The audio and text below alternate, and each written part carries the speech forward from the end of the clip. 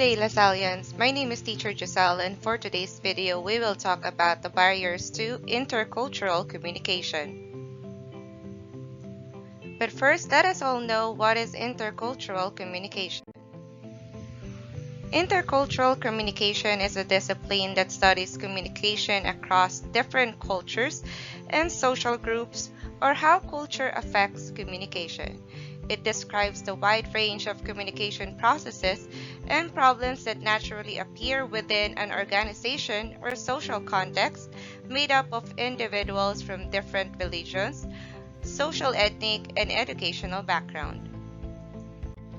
We have 6 barriers of intercultural communication. The first one is language differences. Language differences are an obvious barrier to communication. If you speak only English and a shopkeeper speaks only Japanese, you won't be able to communicate verbally. Even if you've studied the language or an interpreter is available, dialects, different accents, and slang can cause problems.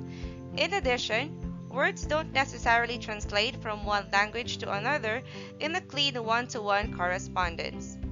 The same English word may have different meanings to people from different cultures. Another one is body language. People sometimes take offense because of differences in body language across cultures. For example, a business person from Latin America might stand closer to a client than someone from North America would. This may make the North American feel crowded and want to back away. People from Southern Europe typically use more eye contact than Britons and Americans, which may take the English speakers uncomfortable. Because the French typically smile less than Americans, sometimes Americans think they aren't friendly.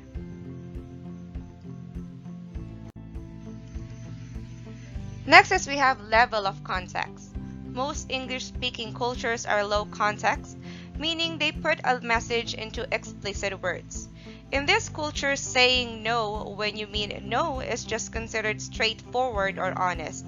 High context cultures such as Japan expected the listener to pick up more meaning from the general situation. For examples, Asians sometimes say yes or maybe when they actually mean no. According to the Diversity Council, Asians often consider an outright refusal blunt rather than honest.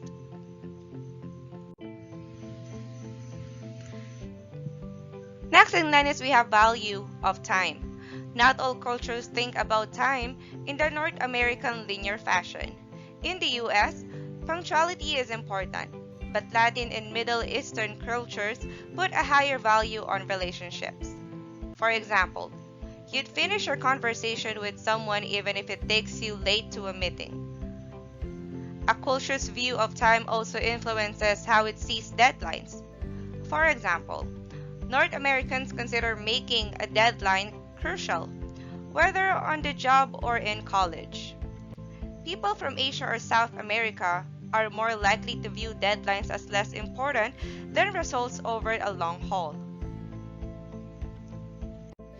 Next is we have negative stereotypes and prejudices. Stereotypes and prejudices about people from other cultures can cause communication problems and give offense. Ethnocentrism or belief that your own culture is better than that the others can lead to acting superior toward other groups and not treating them well. For example, a teacher in an American college may think that students from a certain culture lack strong English skills or are incapable of good work. This prejudice can lead the teacher to treat the students unfairly. Next is we have feelings and emotions. Individuals from United Kingdom and Japan typically keep a tight control of their emotions, while Italians and French are more comfortable showing their feelings. Loud talking might embarrass an Englishman, for example, but an Italian may just express in excitement. Differences in culture and communication styles can even cause fear. As a result of this anxiety, people from different cultures may pull back and avoid trying to communicate at all.